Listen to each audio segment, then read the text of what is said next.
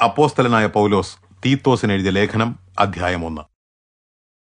നമ്മുടെ രക്ഷിതാവായ ദൈവത്തിന്റെ കൽപ്പന പ്രകാരം എന്നെ ഭരമേൽപ്പിച്ച പ്രസംഗത്തിലൂടെ നിശ്ചിത സമയത്ത് തന്റെ വചനം വെളിപ്പെടുത്തിയവനും വ്യാജം പറയാത്തവനുമായ ദൈവം യുഗങ്ങൾക്ക് മുമ്പ് തന്നെ വാഗ്ദാനം ചെയ്തിരുന്ന നിത്യജീവന്റെ പ്രത്യാശയുടെ അടിസ്ഥാനത്തിൽ തന്റെ തിരഞ്ഞെടുക്കപ്പെട്ട ജനത്തിനുണ്ടാകേണ്ട വിശ്വാസത്തിനും ഭക്തിക്കനുസാരമായ സത്യത്തിന്റെ പരിജ്ഞാനത്തിനും വേണ്ടി ദൈവത്തിന്റെ ഭൃത്യനും യേശുക്രിസ്തുവിന്റെ അപ്പോസ്തലനുമായി തീർന്ന പൗലോസ് പൊതുവിശ്വാസത്തിൽ വിശ്വസ്തപുത്രനായ തീത്തോസിന് എഴുതുന്നത്: പിതാവായ ദൈവത്തിൽ നിന്നും നമ്മുടെ രക്ഷകനായ യേശുക്രിസ്തുവിൽ നിന്നും നിനക്ക് കൃപയും കരുണയും സമാധാനവും ഉണ്ടാകട്ടെ.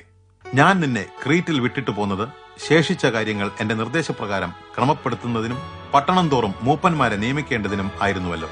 മൂപ്പൻ കുറ്റമറ്റവനും ഏകഭാര്യയുടെ ഭർത്താവുമായിരിക്കണം. അയാളുടെ മക്കൾ വിശ്വാസികളും ദുർനടപ്പും അനുസരണക്കേടും ഇല്ലാത്തവരുമായിരിക്കണം. അധ്യക്ഷൻ ദൈവത്തിന്റെ കാര്യവിചാരകനാകയാൽ അനിന്ദ്യനായിരിക്കണം. തന്നിഷ്ടക്കാരനും മുൻകോപിയും മദ്യപനും അക്രമാസക്തനും ദുർലാഭമോഹിയുമായിരിക്കരുത്. എന്നാൽ അതിഥി സൽക്കാരപ്രിയനും നന്മയെ സ്നേഹിക്കുന്നവനും സംയമശീലനും നീതിനിഷ്ഠനും വിശുദ്ധനും അച്ചടക്കമുള്ളവനും ആയിരിക്കേണ്ടതാകുന്നു. സത്യോപദേശത്താൽ പ്രബോധിപ്പിക്കുവാനും എതിർക്കുന്നവർക്ക് ബോധ്യം വരുത്തുവാനും പ്രാപ്തനാകേണ്ടതിന് അയാൾ താൻ പഠിച്ചറിഞ്ഞ വിശ്വാസ്യവചനം മുറുകെ പിടിക്കുന്നവനായിരിക്കണം. വൃഥാലാപക്കാരും വഞ്ചകരും മത്സരികളുമായ പലരും, വിശേഷാൽ പരിച്ഛേദനവാദികളും അവിടെയുണ്ട്. ദുർലാഭമോഹികളായി അരുതാത്ത കാര്യങ്ങൾ പഠിപ്പിച്ചുകൊണ്ട് കുടുംബങ്ങളെ അപ്പാടെ തകർക്കുന്ന അത്തരക്കാരെ നിശബ്ദരാക്കേണ്ടതാണ്.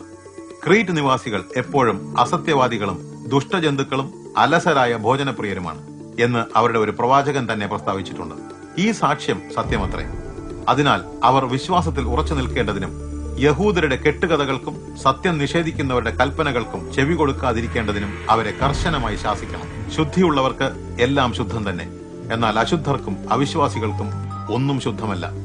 അവരുടെ മനസ്സും മനസാക്ഷിയും മലിനപ്പെട്ടു പോയിരിക്കുന്നു.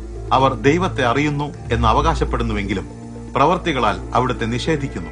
അവർ നിന്ദ്യരും അനുസരണം കെട്ടവരും യാതൊരു സൽപ്രവർത്തിക്കും കൊള്ളരുതാത്തവരുമാണ്.